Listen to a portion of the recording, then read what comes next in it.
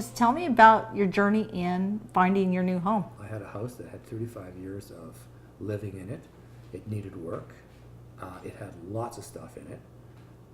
I took a 16-foot trailer of junk out of my garage, right? Then went to the dump, right? All that sort of stuff, right? Plus I was working 5 days a week out of town.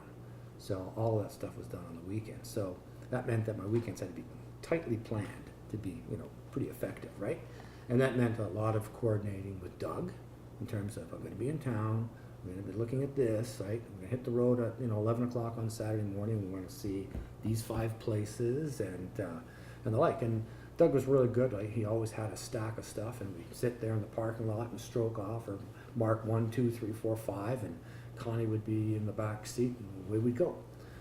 Anyways, so we started shopping around. So we said, okay, we probably want to be around $750 to maybe $850, and Doug dutifully went through the whole answer. And we said, he says, well, the lifestyle you're talking about sounds like more downtown.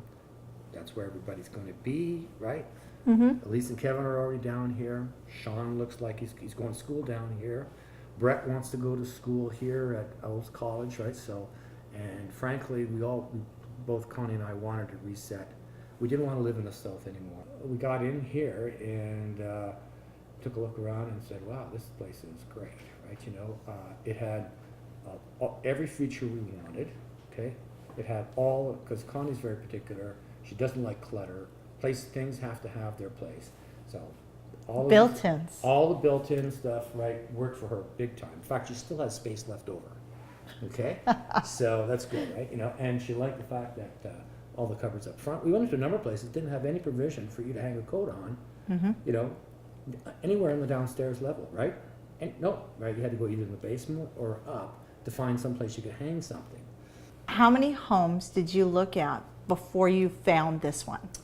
Well, we were probably at it. Actually, we had an offer in, and we had to out on one place, and then we thought, no, it's just not quite right enough for us, right? So Doug was good enough to pull that back for us as well and facilitate that. But because I did write a deposit, right? But anyways, got that back, and I guess the whole process was about 5 or 6 weeks from when we started, shopping. Seriously shopping, right? As opposed to just kind of perusing the MLS listings on the computer, right? Yeah. If you could give me 3 points, if somebody is looking at selling a house or preparing a home, especially in the market we're in right now, which is even more challenging than when you sold, okay? And they're in a home, it's a 30-year, what would be the 3 key things that you could share with that person when it comes to getting ready to sell?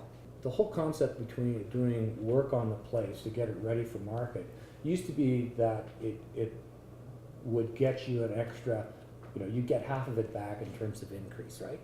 Nowadays, basically, you have to do all that work, invest the money just to protect the equity that you already have, okay? You may have to give up some of that equity in this market to be competitive so that you can, and to do that, the place has to be nice and clean, painted, and upgrades done where necessary.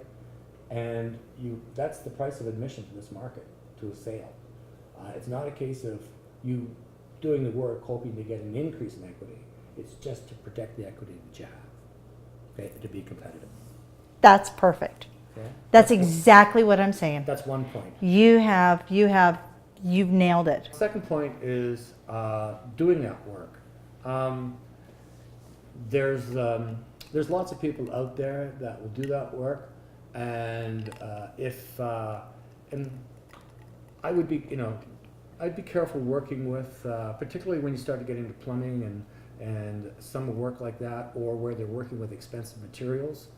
You can rapidly lose any savings that you thought you had, right?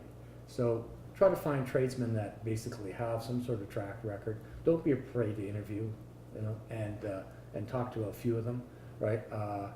Make sure that you are available at various points through the process so that you can make decisions as to whether or not you want to do something or whether or not it's going to have the impact that you expect.